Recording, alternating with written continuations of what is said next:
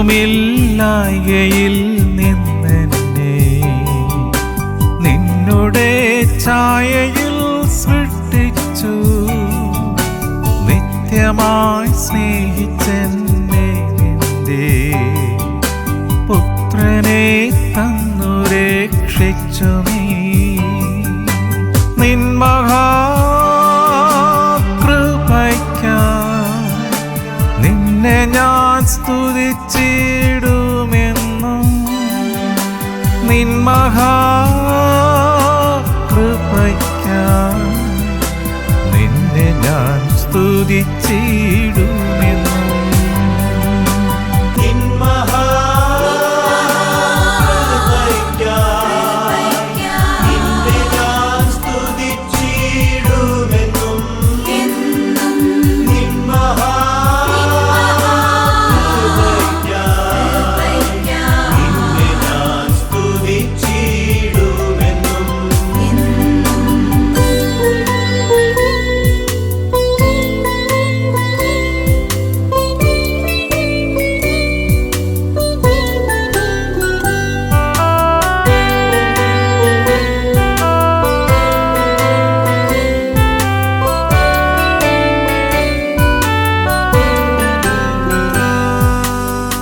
ലോകത്തിൽ വന്നേശുവിൻ്റെ മാലൊഴിപ്പാൻ സഹിച്ചു ബഹു പീഡകൾ സങ്കടങ്ങൾ പങ്ക് പാടുകൾ നീചമാരണവും.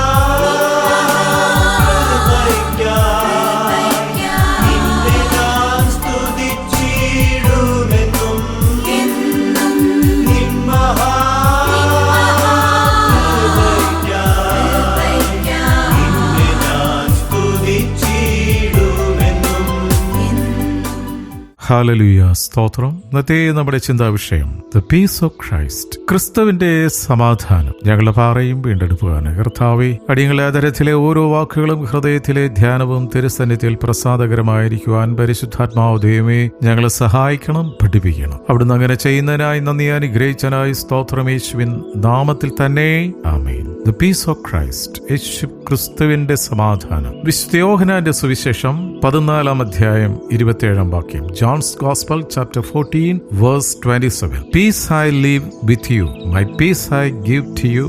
Not as the world gives do I give to you. Let not your hearts be troubled, neither let them be afraid. ഞാൻ സമാധാനം നിങ്ങൾക്ക് തന്നേച്ചു പോകുന്നു. എന്റെ സമാധാനം ഞാൻ നിങ്ങൾക്ക് തരുന്നു. ലോകം തരുന്നത് പോലെ അല്ല ഞാൻ നിങ്ങൾക്ക് തരുന്നത്. നിങ്ങളുടെ ഹൃദയം കലങ്ങരുത്, ഭ്രമിക്കുകയും അരുത്. വീണ്ടും യോഹന്നാൻ 16:33 കർത്താവ് വീണ്ടും അരുളി ചെയ്യുന്നു. John's Gospel chapter 16 verse 33. I have said these things to you that in me you may have peace. In the world you will have tribulation, but take heart, I have overcome the world.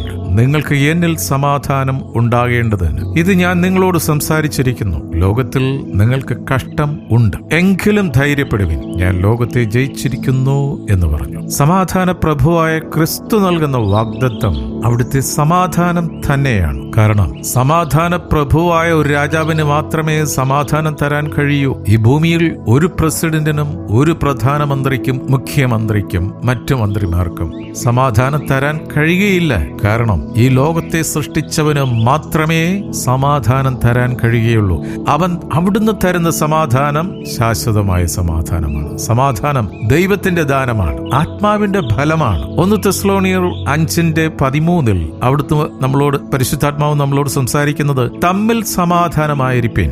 വളരെ അത്യാവശ്യമായ ഒരു കാര്യമാണ്. കുടുംബത്തിൽ തമ്മിൽ സമാധാനമായിരിക്കുക, കൂട്ടായ്മയിൽ തമ്മിൽ സമാധാനമായിരിക്കുക, രാജ്യങ്ങൾ തമ്മിൽ സമാധാനമായിരിക്കുക, സംസ്ഥാനങ്ങൾ തമ്മിൽ സമാധാനമായിരിക്കുക. ഈ ലോകത്തിൽ എല്ലാ രാജ്യങ്ങളും ദാരിദ്ര്യം അനുഭവിക്കുന്നത് ഈ ഒരു കാര്യത്തിലാണ്, സമാധാനത്തിന്റെ കാര്യത്തിൽ. റോമാലേഖനം 12:18 പറയുകയാണ്, കഴിയുമെങ്കിൽ നിങ്ങളാൽ ആവോളം സകല മനുഷ്യരോടും സമാധാനമായിരിക്കുവിൻ. ഒരു യാചന പോലെയാണ് ഈ വചനം നമ്മളോട് സംസാരിക്കുന്നത്. കഴിയുമെങ്കിൽ, അതെ, നമുക്ക് ചുറ്റും നടക്കുന്ന ആനുകാലിക സംഭവങ്ങളോട് കർത്താവ് സംസാരിക്കുകയാണ്. കഴിയുമെങ്കിൽ ആവോളം സകല മനുഷ്യരോടും സമാധാനമായിരിപ്പീൻ. ക്രിസ്ത്യാനി, നിന്റെ ചെവിയും ഹൃദയം തുറന്ന് സ്വീകരിക്കേണ്ട ഒരു വചനമാണ്. 2 കൊറിന്ത്യർ 13:11, 2 Corinthians 13:11. സമാധാനത്തോടെ ഇരിപ്പിൻ, എന്നാൽ സ്നേഹത്തിന്റെയും സമാധാനത്തിന്റെയും ദൈവം നിങ്ങളോട് കൂടെ ഇരിക്കും. സമാധാനത്തിന്റെ ദൈവം കൂടെ ഇല്ലാത്തത് കൊണ്ടാണല്ലോ കൂട്ടായ്മയിലും സഭകളിലും ദേശത്തും കുടുംബത്തും തമ്മിലടിയും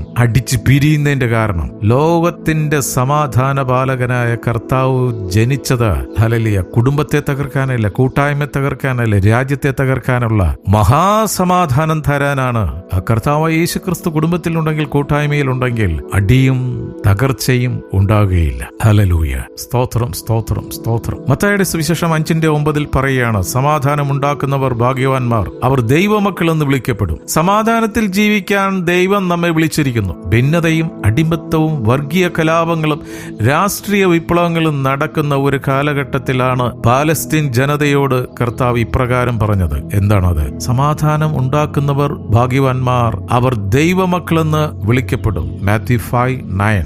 ഇന്നും ഇതേ സിറ്റുവേഷൻ തന്നെയാണ്. പാലസ്തീനിൽ പോകണ്ട, നമ്മുടെ ഇന്ത്യ മഹാരാജ്യം എടുത്തു നോക്കിയാൽ മതി. സ്തോത്രം. വിശേഷാൽ കേരളം എടുത്തു നോക്കിയാൽ മതി. സ്തോത്രം. സമാധാനം ഉണ്ടാക്കുന്നവർ ഭാഗ്യവാന്മാർ. സമാധാനം ഉണ്ടാക്കാൻ വിളിക്കപ്പെട്ടവനാണ് അസമാധാനം വിളമ്പിക്കൊണ്ടിരിക്കുന്നത്. സമാധാനം മറ്റുള്ളവർക്ക് പങ്കുവയ്ക്കാനായി വിളിക്കപ്പെട്ടവനാണ്, സ്തോത്രം, സമാധാന പ്രഭുവിന്റെ ക്രിസ്തുവിന്റെ പേരിൽ തമ്മിലടിക്കുന്നത്. യെശയ്യാ പ്രവാചകന്റെ പുസ്തകം 9-ാം അധ്യായം 6-ാം വാക്യത്തിൽ യേശുക്രിസ്തു ജനിക്കുന്നതിന് മുമ്പ് തന്നെ അവിടുത്തെ കുറിച്ച് പ്രവചിച്ചത് മെശിഹാ സമാധാന പ്രഭുവാണ്. യേശുക്രിസ്തു സമാധാന പ്രഭുവാണെന്നാണ്. സ്തോത്രം. ആ യേശു ക്രിസ്തുവിന്റെ ജനനം ആഘോഷിച്ച് തീർത്തത് 230 കോടി രൂപയിൽ മദ്യം ക്രിസ്ത്യാനി വലിച്ചകത്ത് കയറ്റി. സ്തോത്രം. സമാധാന പ്രഭുവിന്റെ ആ ബർത്ത്ഡേ ആഘോഷിച്ചപ്പോൾ ലോകത്തിൽ സമാധാനം ഉണ്ടാക്കുന്നതിന് പകരം ലോകത്തിലും കുടുംബത്തിലും ദേശത്തും നാട്ടിൽ മുഴുവനും ഈ മദ്യം വലിച്ചു കയറ്റി അസമാധാനം ഉണ്ടാക്കി. സ്തോത്രം. നമ്മുടെ കർത്താവ് യേശു ക്രിസ്തു ഈ ലോകത്തിൽ നിന്ന് വിടവാങ്ങുന്നതിന് മുമ്പ് പറഞ്ഞു, എന്റെ സമാധാനം ഞാൻ നിങ്ങൾക്ക് തന്നേച്ചു പോകുന്നു. യേശു നമുക്ക് തന്നത് ലോകത്തിന്റെ സമാധാനമല്ല, യേശുവിന്റെ സമാധാനമാണ്. ജീവിതത്തിലെ പ്രതിസന്ധികളും തീവ്രമായ കുരിശുമരണത്തിലും പതറാതെ യേശു നിന്നത് സ്വർഗത്തിലെ സമാധാനം യേശുവിൽ ഉണ്ടായിരുന്നത് കൊണ്ടാണ്. യേശു പിതാവിന്റെ ഇഷ്ടത്തിന് വേണ്ടി സ്വയമായി ക്രൂശുമരണം സ്വീകരിക്കുകയായിരുന്നു. ഒരു വാക്ക് കൽപ്പിച്ചാൽ എത്രയോ സ്വർഗീയ ദൂതന്മാർ കർത്താവിന്റെ സംരക്ഷണത്തിന് കൂട്ടുവരുമായിരുന്നു. സ്തോത്രം. അത് വ്യക്തമായിട്ട് മത്തായിയുടെ സുവിശേഷം 26:53-54 വാക്യത്തിൽ കർത്താവ് തന്നെ പറയുന്നുണ്ട്, എന്റെ പിതാവിനോട് ഇപ്പോൾ തന്നെ 12 ലഗ്യോനിലും അധികം ദൂതന്മാരെ എന്റെ അരികെ നിർത്തേണ്ടതിന് എനിക്ക് അപേക്ഷിച്ചുകൂടാ എന്ന് തോന്നുന്നുവോ? എന്നാൽ എങ്ങനെ സംഭവിക്കണമെന്നുള്ളത് തിരുവെഴുത്തുകൾ ഇങ്ങനെ നിവർത്തി വരും എന്ന് പറഞ്ഞു. യേശു വലിയ സമാധാനത്തോടു കൂടിയാണ് സകല പ്രതിസന്ധികളെയും നേരിട്ടത്. യേശു നമുക്ക് തന്നേച്ചു പോയത് യേശുവിന്റെ ഈ സമാധാനമാണ്. അതിനാൽ നാം ഒന്നിലും ഭാരപ്പെടേണ്ടതില്ല. കാരണം നമ്മുടെ തലയിലെ നിസ്സാരമായ മുടി പോലും യേശു കരുതുന്നവനാണ്. അവ ഒന്നുപോലും യേശു അറിയാതെ താഴെ വീഴുന്നില്ല എന്ന് ദൈവവചനം പറയുന്നു. തലയിലെ നിസ്സാരമായ മുടി പോലും കരുതുന്നവനാണ് യേശു. എങ്കിൽ നമ്മുടെ ഗൗരവമായ പ്രശ്നങ്ങളിൽ ദൈവം എത്രയോ ശ്രദ്ധാലുവാണ്. യേശുവിന്റെ ക്രൂശ് മരണം യേശു സ്വയം ഏൽപ്പിച്ചു കൊടുത്തില്ല എങ്കിൽ സംഭവിക്കുമായിരുന്നില്ല. കഷ്ടങ്ങൾ ദൈവഹിതമെന്ന് സമ്മതിച്ച് ദൈവത്തിനു മുൻപിൽ കഷ്ടങ്ങളെ സ്വീകരിക്കുമ്പോൾ യേശു അനുഭവിച്ച സമാധാനത്തിന് നാം യോഗ്യരാകും. യാക്കോബിന്റെ ലേഖനം 3:4. കപ്പലും എത്ര വലിയത് ആയാലും കൊടുങ്കാറ്റടിച്ച് ഓടുന്നതായാലും അമരക്കാരൻ ഏറ്റവും ചെറിയ ചുക്കാൻ കൊണ്ട് തനിക്ക് ബോധിച്ച ദിക്കിലേക്ക് തിരിക്കുന്നു. യാക്കോബ് 3:4. ജീവിതത്തിൽ കാറ്റടിക്കും, കൊടുങ്കാറ്റാഞ്ഞടിക്കും, ആഞ്ഞടിക്കും. ജീവിതമാകുന്ന കപ്പൽ ആടി ഉലയും. എന്നാൽ കാറ്റിനു വീണുപോകാതിരിക്കാൻ, വെള്ളത്തിൽ മുങ്ങിപ്പോകാതിരിക്കാൻ അമരത്ത് യേശു കാവലിരിപ്പുണ്ട്. അതാണ് യേശു തരുന്ന സമാധാനം. ഹല്ലേലൂയ. ഒരു വചനം കൂടി കർത്താവ് നമുക്ക് തരികയാണ്. ഫിലിപ്പിയർ 4:6-7. ഒന്നിനെക്കുറിച്ചും വിചാരപ്പെടരുത്, എല്ലാറ്റിലും പ്രാർത്ഥനയാലും അപേക്ഷയാലും നിങ്ങളുടെ ആവശ്യങ്ങൾ സ്തോത്രത്തോടുകൂടി ദൈവത്തോട് അറിയിക്കത്രേ വേണ്ടത്. എന്നാൽ സകല ബുദ്ധിയും കവിയുന്ന ദൈവ സമാധാനം നിങ്ങളുടെ ഹൃദയങ്ങളെയും നിലവുകളെയും ക്രിസ്തു യേശുവിങ്കൽ കാത്തുകൊള്ളും. Do not be anxious about anything, but in everything by prayer and supplication. With thanksgiving, let your request be made known to God. സ്തോത്രം. ജീവിത പ്രതിസന്ധികളിൽ യേശു തരുന്ന സമാധാനം അനുഭവിക്കുവാൻ കഴിയണം. യാക്കോബ് സ്ലിഹായെ തലവെട്ടിക്കൊന്നതിന് ശേഷം പത്രോസിനെയും വധിച്ചു കളയുവാനായി കാരാഗ്രഹത്തിൽ ഇട്ടു. എന്നാൽ പത്രോസ് യേശുവിന്റെ സമാധാനം അനുഭവിച്ച് സുഖമായി കിടന്നുറങ്ങി. പിറ്റേ ദിവസം തലവെട്ടും എന്നറിഞ്ഞിട്ടും പത്രോസിന് ഒരു ഭയവും ഉണ്ടായില്ല. കാരണം യേശു തന്ന സമാധാനം പത്രോസ് അനുഭവിക്കുകയായിരുന്നു. ശരീരം ജീവനറ്റ് വീണാലും പ്രാണപ്രിയന്റെ മാറിൽ ഞാൻ ചേരും എന്ന ഉത്തമ വിശ്വാസം പത്രോസിനുണ്ടായിരുന്നു. ഈ സമാധാനമാണ് നമുക്കും വേണ്ടത്. അതിനാൽ ഒന്നിനെക്കുറിച്ചും ഭാരപ്പെടാതിരിക്കാം. യേശു തന്നിച്ചു പോയ ആ ദിവ്യമായ സമാധാനം എക്കാലത്തും അനുഭവിക്കാം. ഈ ചിന്തകളാൽ കർത്താവ് നമ്മളെ അനുഗ്രഹിക്കട്ടെ. നമുക്ക് പ്രാർത്ഥിക്കാം. ഹല്ലേലൂയ. സ്തോത്രം, സ്തോത്രം, സ്തോത്രം, സ്തോത്രം, സ്തോത്രം, സ്തോത്രം. നിത്യന് പരിശുദ്ധമായ ഞങ്ങളുടെ സ്വർഗീയ പിതാവേ, എന്ന് അവിടുന്ന് വിളമ്പി തന്ന സ്വർഗീയ മന്ന ഭക്ഷിച്ച ഓരോ മക്കളെയും അനുഗ്രഹിച്ചു പ്രാർത്ഥിക്കുന്നു. എന്ന് വചനം ശ്രവിച്ച ഓരോ മക്കളെയും കുടുംബമായി കൂട്ടായ്മയെ അനുഗ്രഹിച്ചു പ്രാർത്ഥിക്കുന്നു. ഞങ്ങളുടെ കുടുംബങ്ങളെ അവിടുത്തെ സമാധാനത്താൽ നിറയ്ക്കുന്നതിനായി സ്തോത്രം. ഞങ്ങൾ ഓരോരുത്തരും ചേർന്ന് നിൽക്കുന്ന കൂട്ടായ്മകളിൽ അവിടുന്ന് സമാധാനം വീണ്ടും വീണ്ടും വീണ്ടും അവിടുത്തെ ഹൃദയത്തിൽ നിന്ന് തരുന്നതിനായി സ്തോത്രം ചെയ്യുന്നു. യേശുവിന്റെ നാമത്തിൽ ഹല്ലേലൂയ. കൂട്ടായ്മയിൽ അസ്വസ്ഥത ഉണ്ടാക്കുന്ന ദുഷ്ടശക്തി എല്ലാ സഭകളിൽ നിന്നും വിട്ടുമാറട്ടെ, ദേശത്തു നിന്ന് വിട്ടുമാറട്ടെ, രാജ്യങ്ങളിൽ നിന്ന് വിട്ടുമാറട്ടെ. നന്ദിയോടെ സ്തുതിക്കുന്ന കർത്താവേ, ഞങ്ങൾക്ക് തന്നിരിക്കുന്ന കുടുംബങ്ങളെയും കുടുംബത്തിലുള്ള നന്മകളെയും വിശേഷാൽ തലമുറകളെയും അനുഗ്രഹിച്ച് പ്രാർത്ഥിക്കുന്നു. ഞങ്ങൾക്ക് തന്നിരിക്കുന്ന തലമുറകൾ സമാധാന പ്രേമികളായി മാറട്ടെ. ഹല്ലേലൂയ. സമാധാന പ്രഭുവിന്റെ കൂടെ നടക്കുന്ന തലമുറകളായി മാറട്ടെ. സമാധാനം വിളമ്പുന്നവരായി മാറട്ടെ. സമാധാന പാലകരായി കുഞ്ഞുങ്ങൾ വളർന്നു വരട്ടെ. സ്തോത്രം. യേശുവിന്റെ നാമത്തിൽ ഞങ്ങൾ ഒരുമനപ്പെട്ടുകൊണ്ട് പ്രാർത്ഥിക്കുന്നു. ഞങ്ങളുടെ രാജ്യമായ ഇന്ത്യയെ, മഹാരാജ്യമായ ഞങ്ങളുടെ മാതൃരാജ്യമായ ഇന്ത്യയെ അനുഗ്രഹിച്ച് പ്രാർത്ഥിക്കുന്നു. ഇന്ത്യ സമാധാനം ദേശങ്ങളിൽ കൊടുക്കുന്ന ഒരു രാജ്യമായി മാറട്ടെ. ഇന്ത്യയുടെ അകത്ത് തന്നെ ഹല്ലേലൂയ പല സംസ്ഥാനങ്ങളിലും സമാധാനം ഉണ്ടാകട്ടെ. ഒരിക്കൽ കൂടി കർത്താവേ, ഞങ്ങൾക്ക് തന്നിരിക്കുന്ന ഭൗതിക നന്മകൾക്കായി സ്തോത്രം. അവിടെ ഞങ്ങളുടെ മാവ് കുഴക്കുന്ന തൊട്ടിയെ അനുഗ്രഹിച്ചിരിക്കാൻ സ്തോത്രം. ഞങ്ങളുടെ വയലുകളെയും ഞങ്ങളുടെ തോട്ടങ്ങളെയും ഞങ്ങളുടെ ബിസിനസിന്റെ അതിരുകളെയും അവിടുന്ന് വിശാലമാക്കുന്നതിനായി സ്തോത്രം. ഞങ്ങളുടെ ഓഫീസുകളെ അനുഗ്രഹിച്ചിരിക്കാൻ സ്തോത്രം. ദൂരത്തും ചാരത്തുമായി ജോലിക്കായി പഠനത്തിനായി പോയിരിക്കുന്ന ഞങ്ങളുടെ പ്രിയ സഹോദരങ്ങളെ, ബന്ധുമിത്രാദികളെ എല്ലാം ഈ സമയത്തോർത്ത് പ്രാർത്ഥിക്കുന്നു കർത്താവേ. വീണ്ടും ഒരു പുതിയ ദിനം കൂടെ തന്നതിനായി സ്തോത്രം. ഇന്നത്തെ എല്ലാ പ്രവൃത്തികളെയും അവിടെ അനുഗ്രഹിച്ചിരിക്കാൻ സ്തോത്രം. പ്രാർത്ഥനയും യാചനയും കേട്ടിരിക്കാൻ നന്ദിയപ്പ.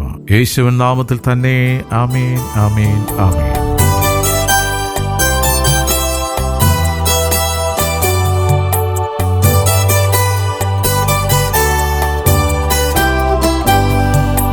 നാശമില്ലാത്തവകാശവും യേശുവിൻ ഭാഗ്യസന്നിധിയും നീതിയിൻ വാടാമൂടിയതും നിന്മക്കൾക്കു സ്വർഗേ ലഭിക്കും.